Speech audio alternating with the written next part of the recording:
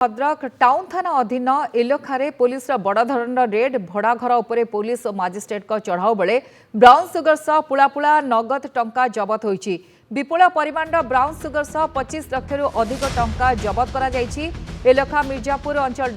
कनिजा फातिमा घरे brown sugar बिक्री चलीथिबा नै अभियोग पाई चढ़ाऊ करबा बेले तांको निकटरू 25 लाख रु अधिक टंका और विपुल परिमाण ब्राउन सुगर जबत होईछि। चढ़ाऊ रे भद्रक टाउन थाना अधिकारी, ग्रामांचल थाना अधिकारी, पुराना बाजार थाना अधिकारी, डीआईबी अतिरिक्त एसपी अंशुमान द्विवेदी और मजिस्ट्रेट भाव में भद्रक तहसीलदार संग्राम केशरी खुंटिया उपस्थित थिले। अधिक आलोचना करबा आम सहित बालेश्वर रिपोर्टर राजकिशोर बेहरा जोड़ी होती। राजकिशोर एने कौन अपडेट रही?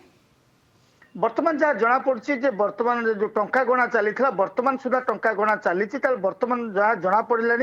प्राय 25 लाख रु अधिक टंका जबत हो सारा मेसीन रे गणा सरला सहित बर्तमान सुधा भी गणा चली किंतु जो ब्राउन सुगर कथा कह ब्राउन सुगर जो जबत है तार परिमाण जदिव एत नुह किंतु विभिन्न जगार रही कौटी चूड़ी डबार रही कौटी मसला डबार रही कौन जगार अटा डबार रही घरे जिते गुड़ा डबा रही से डबा गुड़िक भितर छोट छोट पुड़िया करके से रखी जो कनिजा फातिमा से रखी भितर तेणु पुलिस बर्तमान ता भितर खोजी खोजी खोजी खोजी गोटे गोटे डबा बाहर करुच्ची ओजन कर मजिस्ट्रेट को सामने ओजन कर जना पड़िबो के राजकेशर एथिरे आउ कहार संपृक्ति अछि कि पुलिस को किछि सुराग मिलुछि कि फातिमा ये जो नयाग्राम जोटा रही नयानगर मिर्जापुर नयानगर एलखारे रही से प्रथमत ये हूँ जड़े मारवाड़ी झील छुआ थे से तो बह कर मुस्लिम संप्रदाय बह कर से व्यवसाय आरंभ कर ब्राउन सुगर व्यवसाय एवं जेहेतु से व्यवसाय भल भाव जना अच्छी ट्रिक जना अच्छी तेणु से अनुसार से भल व्यवसाय पश्चिमबंग आनी था मद्रास आनी था मध्य प्रदेश ब्राउन सुगर आनती छोट छोट पुड़िया कर भद्रक विभिन्न अंचल को से पठे था जना पड़ी जो पैसा जो भाई बाहर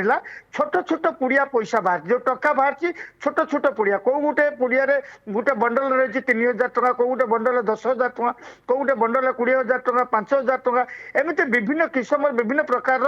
जो बंडल रही से बंडल भितर सबू बंडल को मिसई दिगला मिसई दि जाए जो गणा चली बर्तमान सुधा एवं आहरी भी बहुत जगह जो जो जगार सब बाहर ब्राउन सुगर डबा गुड़िक बाहर से जगार केतक जगह टंका बाहर तेणु ये विपुल परिमाण टंका बाहर 25 लाख रु अधिक टंका बर्तमान अनुमान करा जहाँ जना पड़ी ये गणति सरला बेलू प्राय राति अध पारे तेणु ये 3 जन इन्स्पेक्टर सामिल अच्छा 2 जन अतिरिक्त एसपी सामिल अच्छा सहित घटनास्थल में एसपी आसिक पहुंची गले जेहेतु घटनार गुरुत्व रही संवेदनशील घटना तो एसपी आसिक घटनास्थल में पहुंची गले प्रत्यक्ष तत्वावधान में बर्तमान सुधा जांच चली आशा करा विपुल परिमाण ब्राउन सुगर सहित प्राय 30-25-30 लाख रु अधिक टंका नगद टंका जबत हो पारे।